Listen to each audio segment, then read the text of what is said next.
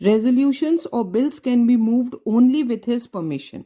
कोई भी मेंबर अगर कोई बिल या कोई प्रस्ताव लाना चाहते हैं लोकसभा में, they need to take permission from the speaker. He allows time to the members to speak in the house. कौन कब कितनी देर बोलेगा.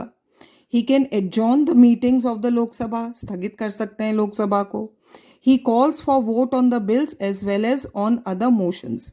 वोटिंग की अगर ज़रूरत होती है किसी मैटर को लेके तो speaker allows then only voting is carried out. He presides over joint session of both the houses of parliament. If there is a joint meeting of Lok Sabha and Rajya Sabha, the speaker of Lok Sabha presides over the meeting. He decides whether a particular bill is a money bill or not. ये भी speaker decide करते हैं कि जो bill आया है लोकसभा में वो फाइनेंशियल बिल है या नहीं है. He has a casting vote in case of a deadlock.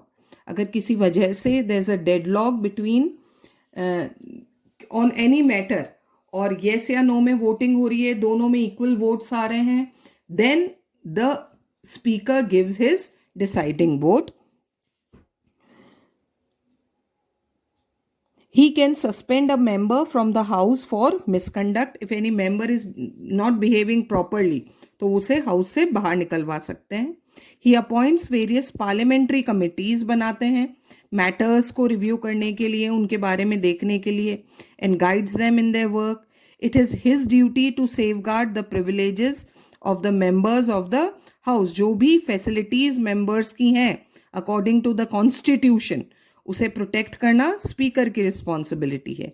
He can adjourn the house if it lacks quorum. If that membership, ऊपर पढ़ा था ना हमने, कितनी मेंबरशिप होनी चाहिए, 1/10. If so many number of members are not present, तो वो adjourn कर सकते हैं हाउस को कि मीटिंग कल होगी. He has the final say to decide whether a question put up by a member during the question hour is to be allowed or not. Members तो कुछ भी पूछ सकते हैं ना, तो ये डिसाइड करना स्पीकर का काम है if those members are allowed to ask or not.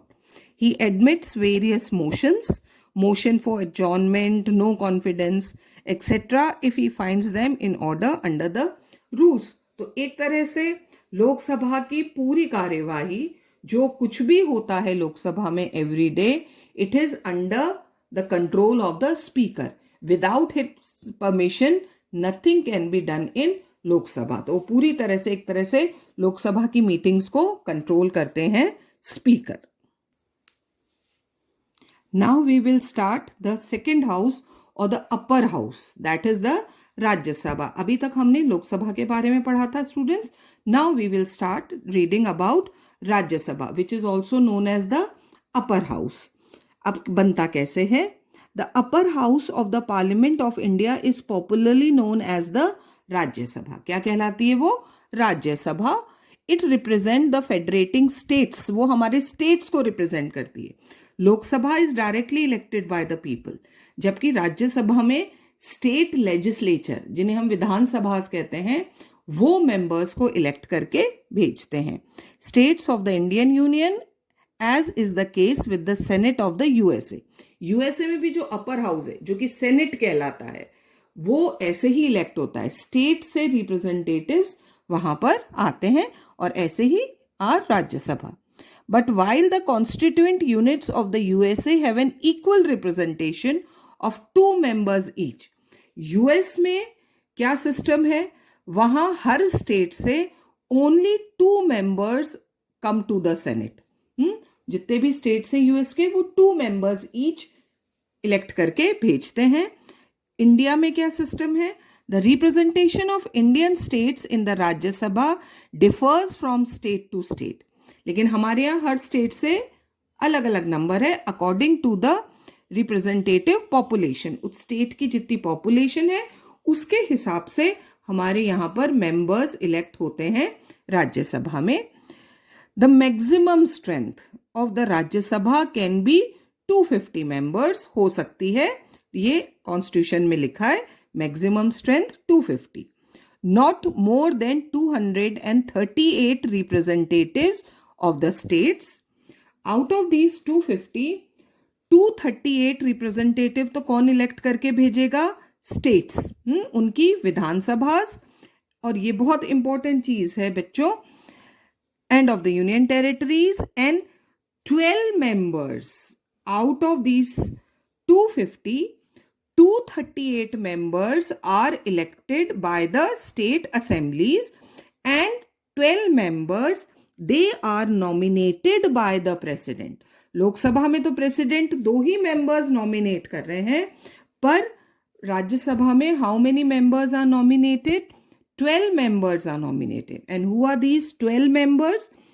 From among the men of repute in various spheres of life.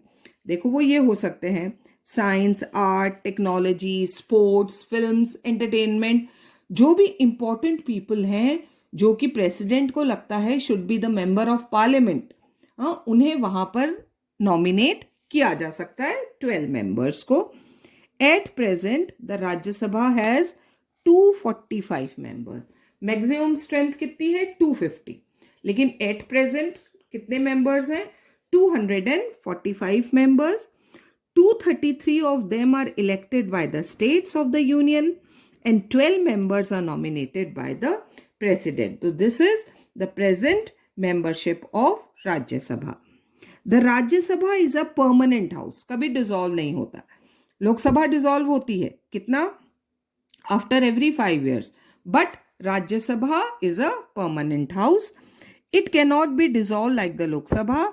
Each member of the Rajya Sabha is elected for the period of 6 years. Lok Sabha 5 years, Rajya Sabha पूरी राज्य सभा नहीं, member, क्योंकि राज्य सभा हमेशा रहती है. 1/3 of the total members of the house retire after every 2 years. है ना, 1/3, 1/3, 1/3. तो एक मेंबर कितने साल के लिए इलेक्ट हो गया? 6 years के लिए.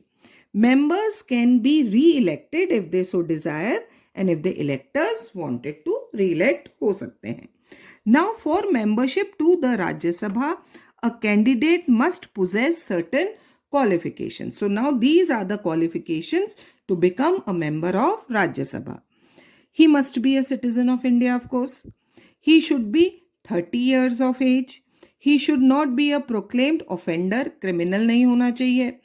And he should not hold any office of profit under the government. वो government employee नहीं होना चाहिए.